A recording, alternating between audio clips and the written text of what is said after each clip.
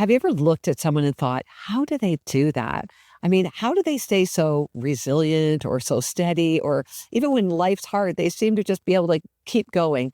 Maybe they faced loss or disappointment or struggles that could possibly break them. And it would break most of us. And yet they seem to carry it with grace, with joy, with peace. James gives us a key to understanding this in his letter. Listen to what it says in chapter 1, verses 2-6. I just love the book of James. Consider it pure joy, my brothers and sisters, whenever you face, catch this, trials of many kinds, because you know that the testing of your faith produces perseverance. Let perseverance finish its work so that you may be mature and complete, not lacking anything. If any of you lacks wisdom, you should ask God, who gives generously to all without finding fault, and it will be given to you. But when you ask, you must believe and not doubt, because the one who doubts is like the wave of the sea blown and tossed by the wind. Now, let's just unpack that. James is saying, consider it pure joy whenever you face trials. Now, that's not a typo. He's not saying smile when life is easy. He's saying look for joy in the middle of hardship. Why? Because, these hard times, they test our faith. And testing produces something powerful. It's called perseverance. See, perseverance is not just gritting your teeth and getting through the storm. It's the development of character, it's the maturing, and it's the strengthening of who you are. And it's what helps you actually carry your load without being crushed by it. James goes on, he says, let perseverance finish its work so that you may be, and these two key words, mature and complete, not lacking anything. Wow. I mean, isn't that what we want?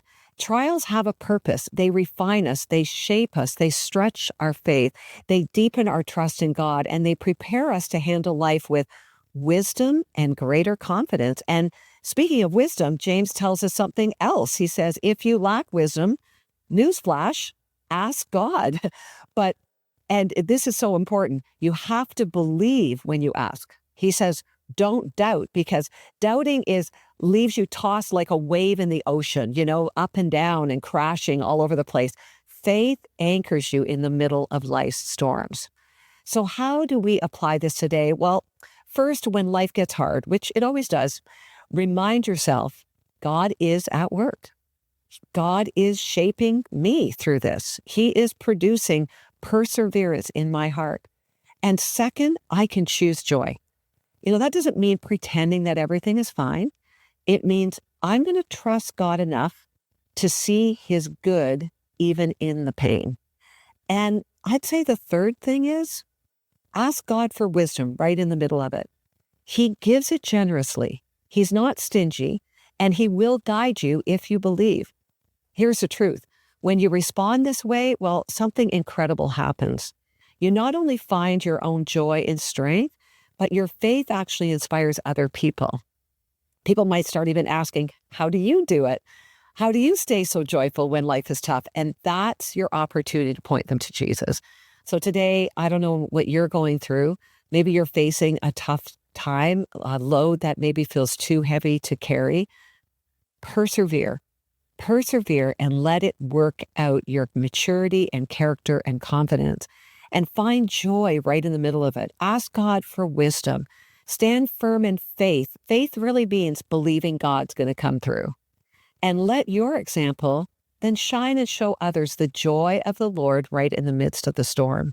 I feel that this verse has really been an anchor to me lately, having a difficult season as my parents age and are struggling in their own health journey. And me and my siblings have just been asking God for wisdom in a difficult time, wisdom to know how to love and serve our parents. And I know that it's maturing us. So today, trust God, choose joy in the middle of trials.